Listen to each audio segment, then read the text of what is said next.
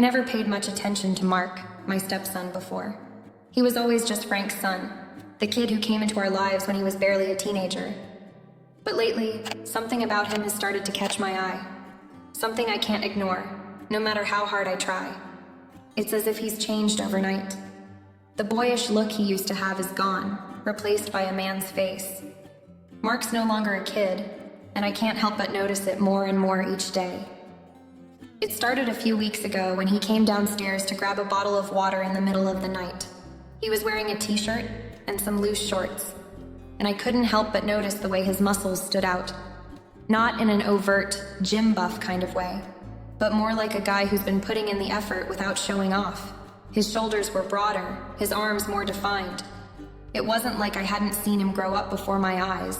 Hell, I'd been married to Frank for years, and I knew Mark for even longer. But this was different. It wasn't just about his appearance, but the way he carried himself now. Like he knew who he was. I tried to shake off the feeling that had started to stir inside me. I'd been married to Frank for a long time, and I loved him. But there was this subtle shift in the air, something that wasn't there before. Every time I looked at Mark now, it was like I was seeing him for the first time. The way he smiled, so confident, so grown up, hit me in ways I didn't expect. His deep voice, a stark contrast to the teenage boy who used to be so shy and awkward, caught me off guard every time he spoke. I didn't know when it happened, but the kid I used to know had turned into a man, and I was left wondering how I hadn't noticed it sooner. It wasn't just his body, it was the way he moved through the house, with a casualness that wasn't there before. Mark was no longer a guest in my home. He belonged. The way he'd sit at the kitchen table, eating his cereal, looking at me as if he wasn't a kid anymore. It made my heart skip a beat. And every time he looked at me, I felt something stir inside me that I couldn't explain. It wasn't just admiration, it was something else. Something that felt dangerous. Something I shouldn't be feeling. It made me uncomfortable, if I'm being honest. I told myself I was being ridiculous. After all, he was Frank's son, not someone I should be looking at like that. But every time he passed through the hallway, or leaned over to grab something off the counter, I couldn't help but notice the way his clothes stretched over his broad chest, or the way his jeans sat low on his hips. There was a new confidence in him, something that made him appear even more masculine than ever before. And every time I saw him, my heart would race just a little bit faster. There were times when I would catch myself watching him longer than I should. It wasn't like I meant to. It just happened. I couldn't stop myself from noticing how his hair fell in messy waves over his forehead, or how his eyes sparkled when he was talking about something that excited him. I'd watch him as he walked by, feeling this ache deep in my chest. It was confusing, and I felt guilty for even thinking about him that way. But I couldn't deny it. He wasn't the same person I had known years ago, and neither was I. I didn't know when it started, this shift in how I saw him. Maybe it was when he started working out more, pushing himself in the gym. I remember watching him lift weights in the garage one afternoon, sweat dripping down his brow as his muscles flexed. I had to walk away before he noticed me staring. But even then, I couldn't shake the image of his strong arms, the muscles that now filled out his t-shirt so perfectly. He wasn't a kid anymore. He was a man, and I was having a hard time dealing with it. There were days when I'd find myself thinking about him more than I should, imagining what it would be like if things were different, if I wasn't married to Frank. But I quickly pushed those thoughts away, telling myself that I was just going through a phase, or that I was tired and overthinking things.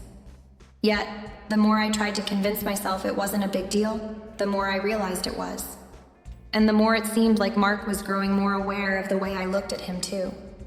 It scared me, this sudden attraction. I wasn't a teenager anymore. I was a grown woman, married to a man I loved, and I shouldn't be feeling this way about my stepson. But I couldn't deny that Mark was no longer the little boy I had once known. He was something else now, something I couldn't quite understand. And that, more than anything, made my heart race. It was just a normal afternoon, or at least it was supposed to be. Frank had gone out to run some errands, and I was enjoying the quiet. I had just gotten out of the shower, wrapping a towel around my body as I walked back into the bedroom. The house was eerily still, with only the faint sound of the wind rustling outside to break the silence. I thought I was alone, but I was wrong. I didn't hear the door creak open, didn't hear Mark's footsteps on the hallway floor. It wasn't until I turned to grab my robe from the chair that I saw him. Mark, standing in the doorway, his eyes wide with surprise. My heart skipped a beat, and my body froze in place.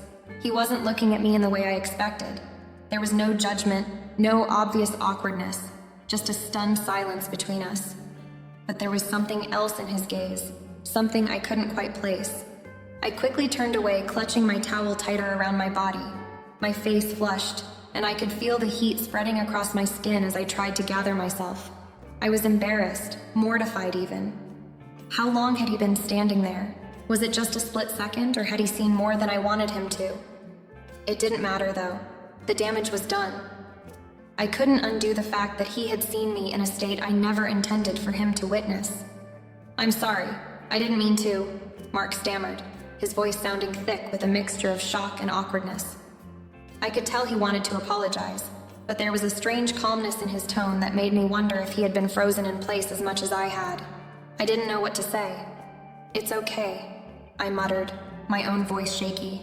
"You should have knocked. I didn't know you'd be..." He trailed off, the words catching in his throat.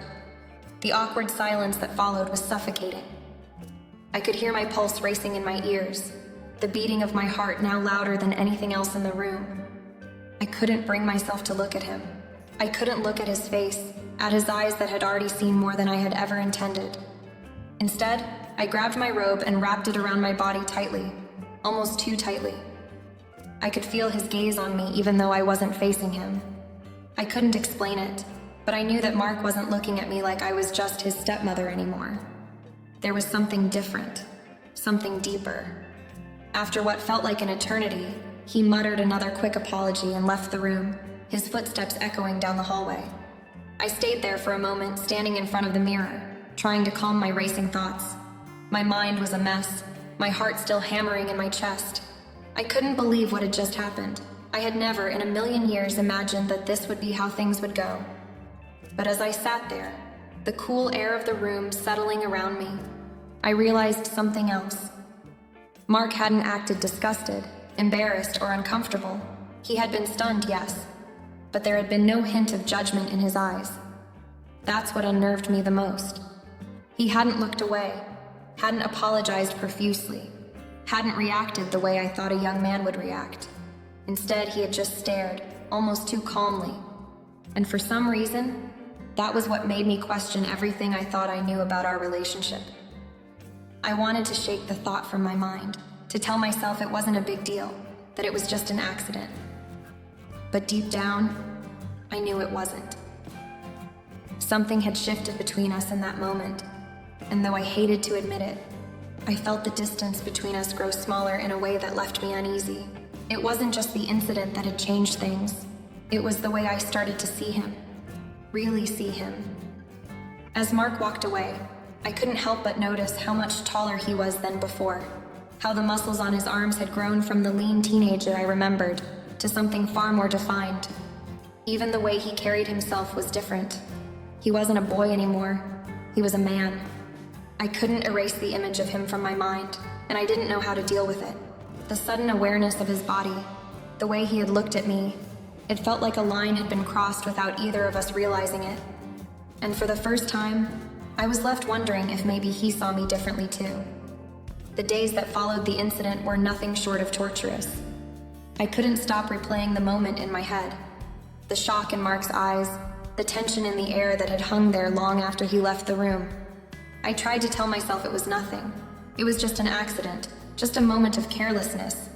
But the truth was, I couldn't shake the feeling that something had shifted. Something I couldn't quite put my finger on. The first time I really noticed it was when we were sitting in the living room, just the two of us. Frank was out again, leaving Mark and me to spend the afternoon together. At first, it was just a quiet, normal moment. Mark sitting on the couch, scrolling through his phone while I read a book. But then, out of nowhere, he turned to me and asked a question that caught me off guard. "Hey, have you seen that new series on Netflix? The one with the detective?" His voice was calm, casual, but there was something in the way he looked at me that made my heart skip a beat. I looked up from my book, trying to focus. "Yeah, I've seen a couple of episodes," I said, forcing myself to sound normal. I thought it was pretty good. Mark nodded, his gaze lingering a little too long. His eyes were dark, intense in a way I hadn't noticed before. He was no longer the gangly teenager I had known when he first moved in. Now he looked like a man, his jawline more defined, the muscles in his arms and chest visible even beneath the casual t-shirt he was wearing. He had grown up in front of me, and I couldn't help but feel the difference in the way I looked at him. But it wasn't just his physical presence that was different. It was the way he spoke to me, the way he seemed to seek my attention in ways that I had never noticed before. It wasn't overt, but it was subtle. A lingering smile when I made a joke, the way he leaned in just a little too close when he asked a question, the way he seemed to always catch my eye. I tried to ignore it, to tell myself I was imagining things. After all, it had been a long time since I had been around a man who made me feel this way. Maybe it was just a coincidence. Maybe I was reading too much into it. But then there were the little things. The accidental brushes of his hand against mine when he passed me something. The way his fingers lingered just a moment longer than necessary. Each time I felt a jolt of electricity shoot through me, my pulse quickening in a way I couldn't explain. It was innocent enough, but the more it happened, the more I started to feel that familiar pull, that undeniable attraction I had tried so hard to ignore. It was when he walked into the kitchen one evening, looking effortlessly handsome in his worn jeans and a tight-fitting shirt, that I realized how much I had been avoiding the truth. He reached for a glass from the cupboard, his muscles rippling as he stretched to grab it. For a moment, I just stood there watching him. I knew he was no longer the kid I had raised, the boy who used to joke around with Frank and me at the dinner table. No, Mark had grown into something else. Something harder, more defined. And in that moment, I couldn't ignore the way my body reacted to him. I turned away quickly, pretending to be busy with dinner, trying to shake the thoughts that flooded my mind. I wasn't ready to admit what was happening, what had been happening for a while now. But I knew deep down that I couldn't pretend forever. It wasn't just physical anymore, though. As the days went on, I found myself noticing how easy it was to talk to him. We'd sit together, talking about everything and nothing at all, and it was like we shared a bond that no one else could understand. There was an emotional connection, too, one I hadn't expected. Every conversation felt charged, even the most trivial ones. We started to share more than just casual pleasantries, our discussions turning more personal, more meaningful. And the more we shared, the more I found myself drawn to him. I couldn't help it. He wasn't just my stepson anymore. He was someone I found myself thinking about constantly. Someone whose presence lingered in the air long after he had left the room. And as much as I tried to push those feelings away, the reality was inescapable. Mark had changed, and so had I. The house was quiet that night, a stark contrast to the growing tension between Mark and me. Frank had gone to bed early, as usual, leaving us alone in the living room. I was curled up on the couch, a book in my hands, but no intention of reading. My mind was elsewhere, replaying every look, every brush of his hand, every word he'd said. The chemistry between us had become undeniable, and now it seemed there was no way to ignore it any longer. Mark sat across from me, a little too still, his usual confidence replaced by a certain hesitancy I hadn't seen in him before. It was almost as if he was waiting for something. I didn't know what, but it was clear he wasn't going to let the night slip by without saying what had been building up inside of him for weeks. Finally, he broke the silence. "Lisa, we need to talk." His voice was low, steady, but I could hear the uncertainty in it. I closed my book, my heart racing. The words I had been dreading and at the same time secretly hoping for were coming. I didn't know what to say, so I just nodded, unsure of where this conversation was headed. I don't know how to say this," he started, shifting uncomfortably in his seat. "But I've been feeling something for a while now, and I can't keep pretending it's not there. I've tried to push it away, but it won't go. And I know you've noticed. I can see it in your eyes. I can feel it when we're alone, when we talk." I froze. My heart pounded in my chest, each word hitting me harder than the last. He was confessing what I had been too afraid to admit to myself, that he had been feeling the same thing, that this growing attraction between us was no accident, no figment of my imagination. "I don't know what it is, Lisa. Mark continued, his eyes never leaving mine. But it's real, I can't hide it anymore. I'm not some kid anymore. I'm a man. And I can't pretend like I don't want you. Like I don't need you. His voice cracked slightly on the last word, and for a moment I could see the vulnerability in him. The raw emotion he had been holding inside, desperate to let out. I was speechless. The confession hung in the air like a heavy weight, suffocating me. I wanted to say something, to tell him that this wasn't right, that it was too dangerous, that everything would fall apart if we acted on this. But the truth was, a part of me was relieved. Relieved that it wasn't just me, that I wasn't the only one feeling this intense, confusing pull between us. But another part of me was terrified. Terrified of what would happen if we crossed that line. I couldn't bear the thought of hurting Frank, of destroying everything we had built. And yet the desire that had been simmering for weeks now felt impossible to ignore. Mark leaned forward, his expression desperate. I know this is wrong, and I know it might mess everything up, but I can't lie to myself anymore. I need to tell you how I feel, and I need you to be honest with me too. His words were so raw, so sincere, that I felt my walls start to crumble.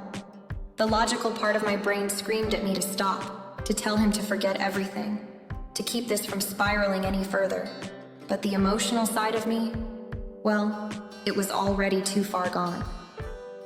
Mark, I started, my voice barely above a whisper. I don't know what to say. This isn't something we can just pretend isn't happening. But if we do this, if we go down this road, it's going to change everything. I don't know if I can live with that. Can you? He nodded, his eyes filled with a mixture of longing and uncertainty. I don't know, but I can't stop thinking about you. I can't stop wanting you. And in that moment, everything felt like it was suspended in time. The weight of his confession hung between us, and I realized that I had already crossed a line of my own. I was in this too, just as much as he was. I looked at him, my heart pounding, and I knew there was no going back now. Whatever consequences lay ahead, we would face them together. But I also knew that what had just passed between us couldn't stay a secret forever. The days following Mark's confession felt like an endless string of moments laced with tension, each one more charged than the last. I could feel the shift between us, the air thick with unspoken words and desires that neither of us could ignore. It wasn't just the stolen glances anymore. It was the way he would brush against me when he passed by, the lingering moments when our hands would almost touch, the hushed conversations that left us both breathless. It was as if every time we were in the same room, there was an invisible force drawing us together, one that neither of us could resist. But at the same time, we both knew we were walking a dangerous line. It wasn't just the fear of getting caught. It was the fear of what this would do to everything we had known. I kept thinking of Frank, how he trusted me, how he had no idea what was happening right under his nose. The guilt gnawed at me, but the pull between Mark and me was like a magnet, impossible to ignore. One night, after dinner, Mark and I found ourselves alone in the living room. Frank had gone out to run some errands, and for a brief moment, it felt like the world had shrunk down to just the two of us. We were sitting on opposite ends of the couch, the silence between us almost unbearable. I could feel the heat of his presence, the way he was watching me, waiting for something to happen. My heart was pounding in my chest, my mind a whirlwind of thoughts, but I couldn't tear myself away from him. Then, out of nowhere, Mark leaned forward, his eyes never leaving mine. "Lisa," he whispered, his voice thick with desire. "We can't keep doing this, but I can't stop. I need to be close to you. I need to feel you." My breath caught in my throat. I knew exactly what he was saying, and I knew that if I didn't stop him, we would be crossing that line. One that once crossed, there would be no coming back from. I wanted to tell him no. I wanted to stop this before it went too far, but every fiber of my being screamed for me to give in. The chemistry between us had grown too intense to deny. Mark's gaze was so full of longing, his presence so magnetic, that I couldn't pull away. I shifted on the couch, my heart racing, and before I knew it, Mark was closer. His hand brushed against mine, and the touch felt like electricity. It was only a moment, but it felt like an eternity. Neither of us spoke. We didn't have to. The air between us crackled with anticipation, and in that moment, I knew that what we were about to do would change everything. I could feel his warmth, the way his body seemed to draw me in. I couldn't breathe. My chest was tight with a mix of fear and desire, and I knew I was losing control. But it wasn't just about the physical attraction. It was about something deeper, something that neither of us could explain. Mark's hand rested on mine, and then slowly he moved closer, his lips brushing against my ear as he whispered, "Lisa, you don't have to say anything. I know you feel it too." I didn't pull away. I didn't say anything. I just let myself feel it, that undeniable pull that had been building between us for weeks. And for the first time, I allowed myself to believe that maybe, just maybe, we weren't the only ones caught in this web of desire. He leaned in, his lips brushing mine in a soft kiss, barely there, but enough to send a rush of heat through my body. I felt dizzy, my head spinning with the intensity of it. But at the same time, I felt alive, more alive than I had in a long time. The kiss deepened, and I could taste the desire in him, the same overwhelming pull that was consuming me. As we pulled apart, breathless and shaking, I realized we had crossed a line. We had stepped into uncharted territory, and there was no turning back. The intensity between us had shifted from something innocent into something dangerous. And yet, there was no regret, no hesitation, just a longing that neither of us could deny. But as we sat there, in the quiet aftermath of that kiss, I couldn't help but wonder what would happen next. Could we keep this hidden? How long could we keep pretending that everything was normal? Would Frank find out? The questions flooded my mind, but they couldn't erase the feeling that this was only the beginning. The dance of desire had begun, and neither of us were ready to stop. The tension in the house became impossible to ignore.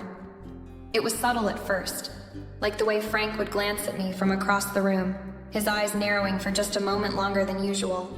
I'd catch him watching me when I thought he wasn't paying attention, his gaze lingering, as if trying to read something in my face. It wasn't blatant, but there was an undercurrent of suspicion growing between us, and it was only a matter of time before it erupted.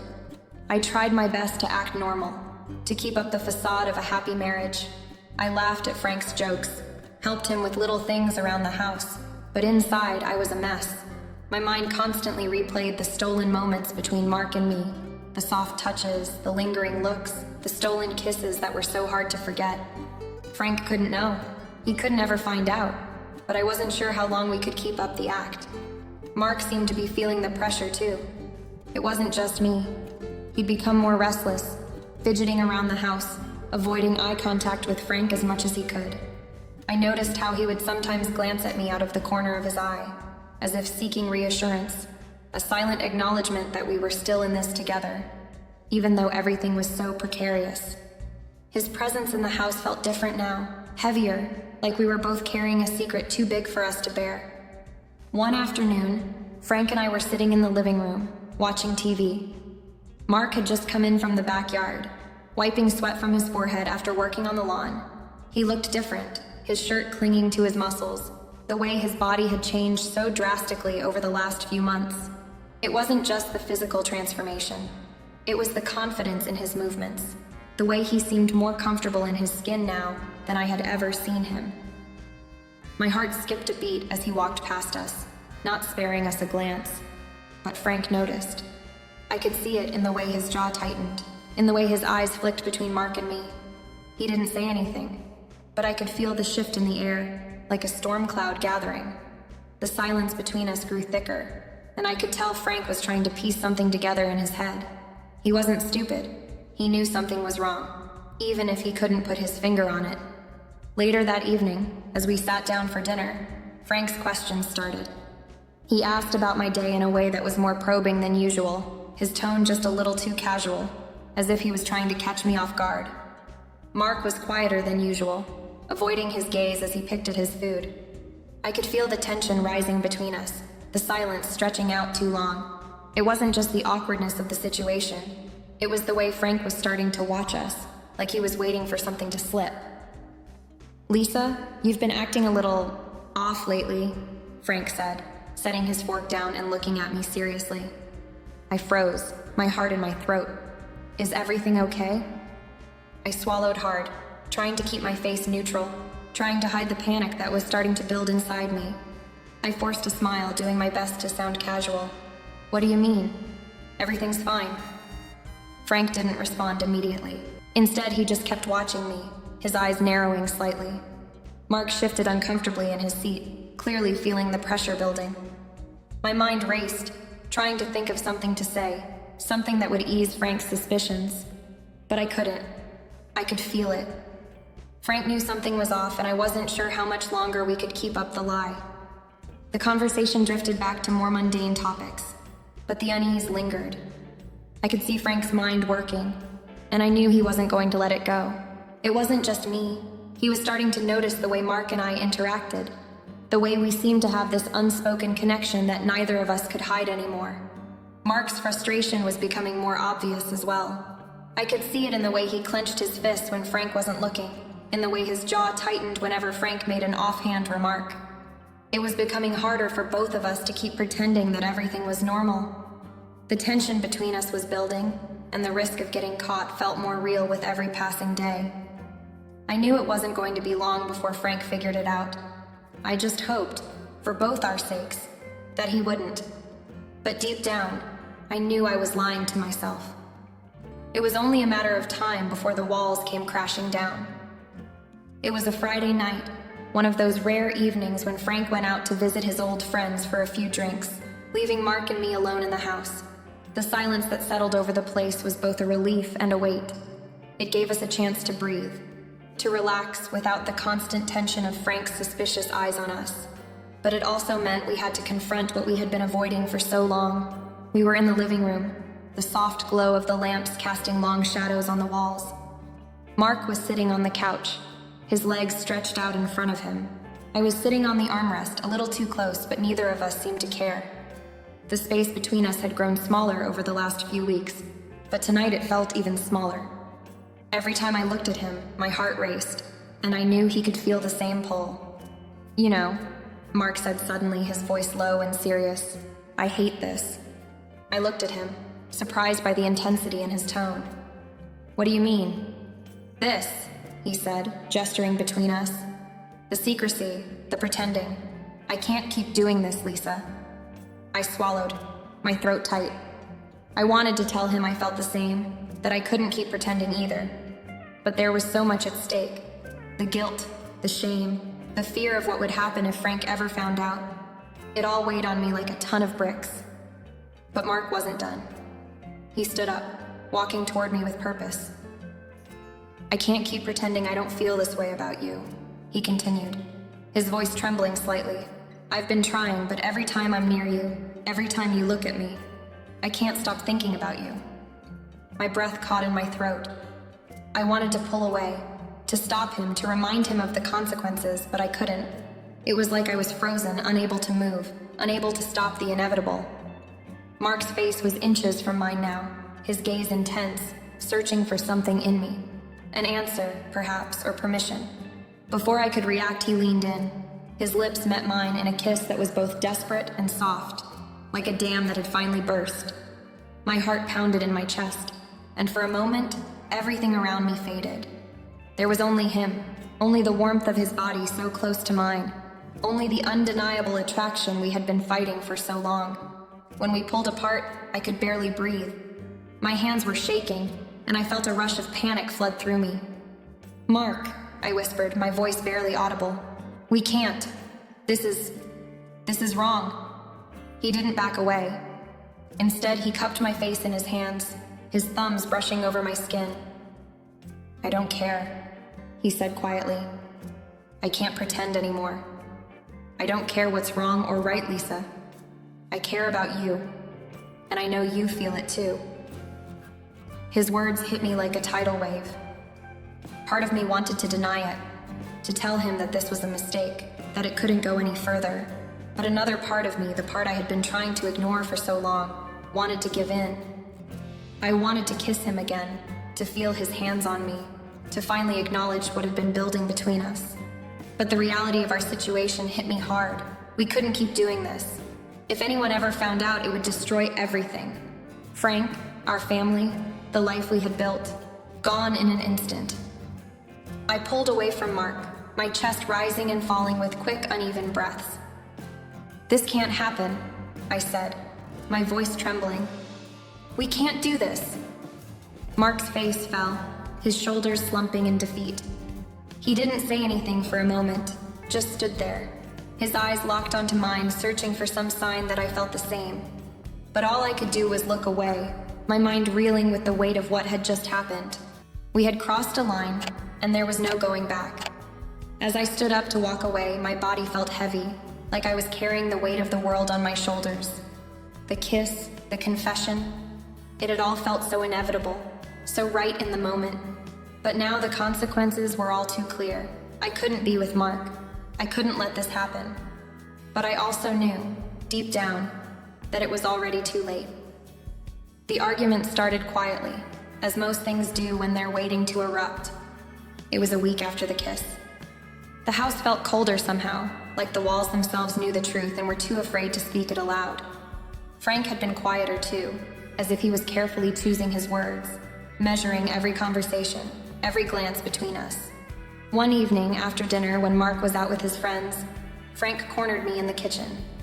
He didn't look at me at first, but I could feel his gaze burning into the back of my head as I washed the dishes.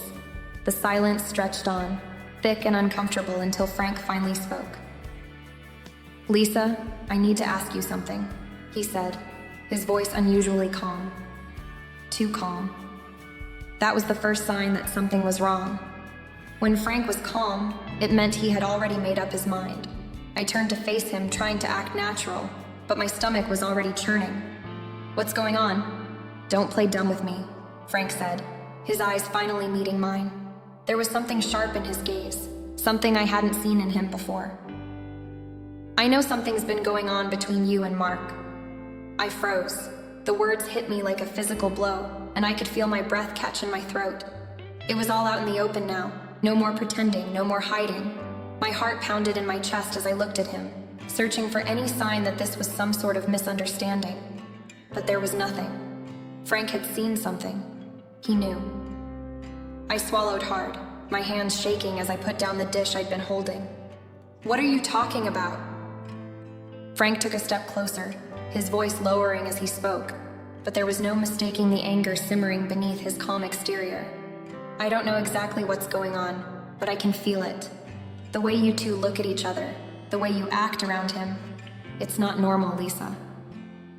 I opened my mouth to protest, to tell him that it wasn't what he thought, but the words wouldn't come, because deep down I knew he was right. I knew exactly what he was talking about. The stolen moments, the glances, the kiss. It was all out there in the open now, hanging in the air between us. I don't know what you think you saw," I said weakly, trying to cling to the lie, to hold on to whatever remnants of normalcy I could. "But there's nothing going on. You're imagining things." Frank's face darkened, and I could see the hurt in his eyes. "I'm not imagining things, Lisa. I've seen it. I've seen the way you look at him. And I'm not stupid. I know something's going on between you two." My chest tightened as I realized there was no way to deny it anymore. I had to admit it. I had to face the consequences of what I'd done. But I couldn't bring myself to say the words out loud. I couldn't bring myself to hurt him that way, even though I knew it was already too late. Before I could say anything, Mark's voice broke the silence. He'd come back from his outing, and I could hear him approaching from the hallway. He must have heard the tension in the room, the rising voices. Frank turned toward the sound, his face a mask of anger and hurt. "What's going on here?" Mark asked, his eyes flicking between us, sensing the shift in the air. "Dad, what's happening?" Frank's gaze locked onto Mark, and for a moment everything seemed to freeze. The weight of the situation was too much for any of us to bear. I could feel the suffocating pressure in the room, the suffocating realization that everything was about to change. I opened my mouth, but no words came out. I wanted to tell Mark to stay out of it, to not get involved, but it was too late. He was already in it. "Mark," Frank said, his voice low and cold. "I think you need to hear this too." Mark took a step back, glancing between us, his expression hardening as he processed his father's words. His gaze shifted to me, and I could see the confusion, the hurt, and something else, a flicker of guilt perhaps, passed across his face. He knew what was coming. He knew the truth was finally spilling out and there was no turning back. Frank's voice cut through the tension like a knife. I know what's been going on between you two, and I need to hear the truth from both of you. Right now. Mark's face fell, and he ran a hand through his hair, his posture slumping. It was as if the weight of everything finally hit him all at once. There was no hiding anymore, no pretending. The truth was out and we all had to face it. I stood there, frozen, knowing that this was it. The moment I had been dreading. The moment that would shatter everything. Mark looked at me, and for the first time I saw the vulnerability in his eyes, the raw emotion that mirrored my own. I'm sorry, he whispered, his voice barely audible. I never meant for any of this to happen. But it had. It was happening. And now we were all forced to face the consequences. The tension in the house was unbearable. It hung in the air like smoke, thick and suffocating, and I could feel it pressing on me from every direction. After Frank's confrontation, things between us had become impossible to ignore. I couldn't escape it. Not the guilt, not the unease, not the weight of knowing that everything was falling apart. It was late one night when Mark approached me. The house was quiet, the only sounds coming from the soft hum of the refrigerator and the occasional creak of the floorboards. Frank was asleep, his steady breathing echoing from the bedroom, and the silence between Mark and me was deafening. Mark stood in the doorway of the living room, his eyes locked on me. He didn't say anything at first, just stood there, looking at me as if he were waiting for something, or perhaps trying to find the right words. He was always so composed, so controlled, but tonight there was something different about him. I could see it in the way his shoulders were tense, the way his hands clenched and unclenched at his sides.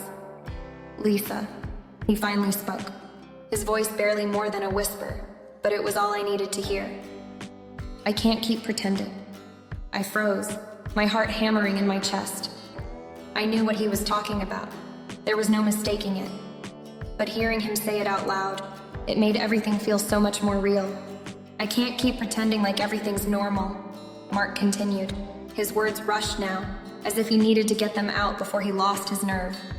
I can't keep hiding how I feel about you. I opened my mouth to respond, but no words came out. I wanted to stop him, to tell him that this couldn't be happening, that this wasn't right. But the truth was that I didn't have the strength to do it. Not anymore. I love you, Lisa, he said, his voice breaking slightly as he stepped closer to me.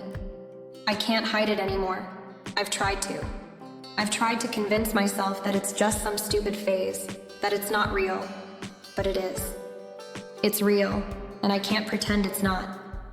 I stood there, rooted to the spot, unable to move. My mind raced, trying to process everything he was saying. I could feel my heart beating erratically in my chest, my emotions caught between guilt and something else I wasn't ready to acknowledge. I wasn't prepared for this, wasn't ready to face what he was offering. I looked into his eyes, and for a brief moment, I saw the same vulnerability I had seen when he first admitted that something had changed between us. It was raw, unguarded, and it terrified me. You don't know what you're saying, I whispered, my voice barely audible. We can't do this, Mark. It's not right. Mark shook his head, his eyes never leaving mine. It is right, Lisa. It's been right for a long time. I don't care what's right or wrong anymore. I care about you. I don't want to hide this anymore. His words hit me like a punch to the gut. The rawness in his voice, the desperation, it was undeniable. And part of me wanted to give in, wanted to tell him that I felt the same, that I'd been struggling with these feelings for so long, but I couldn't. I couldn't let myself, but I couldn't push him away either. Not now, not after everything we'd been through. I don't know what to say, I murmured, my voice shaking. I never wanted this.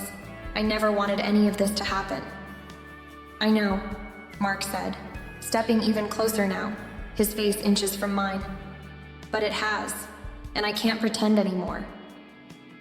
I could feel the heat radiating off of him, the closeness.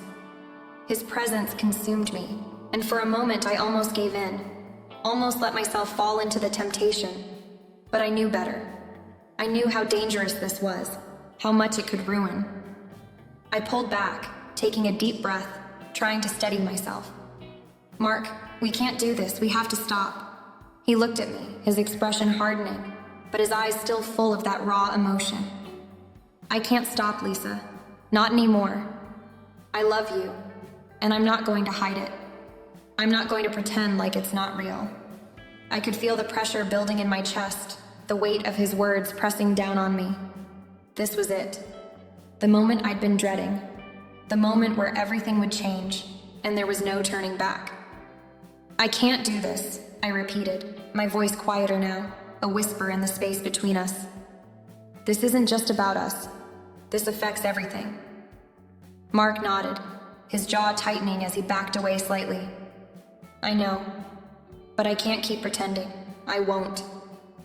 I stood there, torn between the reality of what was happening and the fear of what it would mean. Mark had drawn the line. He had made his move. And now, it was my turn to make a choice. But in that moment, I realized something I wasn't ready to admit. I wasn't ready to make that choice yet. I didn't know what to do, and that terrified me more than anything. The air in the house felt different now, heavier, thicker, as if the walls themselves had absorbed all the tension and guilt that had been building for weeks. I stood at the crossroads, unable to ignore the weight of the decision that lay before me. Frank was still in the dark, but how long could I keep up the charade? How long could I pretend that everything was fine when my entire world had turned upside down? I kept replaying Mark's words in my head, the way his voice had cracked with raw emotion when he confessed his love for me. How could I have ignored it? How could I have pushed it all away when deep down I knew I felt the same way? But the consequences were unimaginable. If anyone found out, if Frank knew what had been happening, everything would fall apart. Our family, our lives would be destroyed. The guilt weighed heavily on me, suffocating me with every breath. I couldn't deny the growing connection between Mark and me, the way he made me feel seen, understood, even cherished in ways Frank hadn't for so long. But what was I willing to lose for that? The safety of my marriage, the stability of my life, the love I had with Frank, even if it had faded? Was it worth risking it all for something that felt so dangerous, so forbidden? Mark's face kept coming back to me, the vulnerability in his eyes when he told me how he felt, the way he stood in front of me, waiting for me to make the decision that could change everything. He loved me. He had been waiting for me to admit it too, to say what he already knew. But could I? Could I throw away everything for him? I closed my eyes, the weight of it all almost unbearable. My heart ached, caught between two worlds, one where everything was safe, even if it was no longer fulfilling, and one where everything was uncertain, dangerous, and full of promise. A life with Mark would be nothing like the life I had with Frank. It would be a life full of secrets, of risks, of living in constant fear of being caught. But with Mark, there was something real, something raw, something I hadn't felt in years. But could I live with that fear? Could I live with the knowledge that every moment with Mark could be my last, that everything could unravel with a single mistake? I glanced down at the ring on my finger, the symbol of my marriage, my vows, my life with Frank. How could I betray that? How could I betray him? But then there was Mark, his face, his touch, the way he made me feel more alive than I had in years. And the truth I'd been denying for so long. I didn't want to let him go. Not now, not after everything we'd shared. I thought of Frank, still asleep in our bed, unaware of the storm that had been brewing in our house. He had been a good husband, in his own way, but our connection had been slipping away for a while. I'd tried to hold on to the idea of our marriage, to the life we'd built, but the more I spent time with Mark, the more I realized that it was falling apart, piece by piece. I knew what I had to do. The decision had been made long before Mark had even confessed his feelings. It was always going to come down to this moment, to the choice I had been avoiding for so long. With a deep breath, I stood up, walking over to the phone. My hand shook as I picked it up, but I knew what I had to do. I couldn't keep pretending, couldn't keep lying to myself any longer. I dialed Frank's number. As the phone rang, I felt my heart pounding in my chest, but I didn't hesitate. I had made my choice. The moment Frank answered, I heard the familiar warmth in his voice. "Lisa?" What's wrong? I need to talk to you, I said, my voice steady, but inside, I was falling apart. I can't do this anymore. And just like that, my life as I knew it began to unravel. There was no going back. The choice had been made. Now I just had to face the consequences.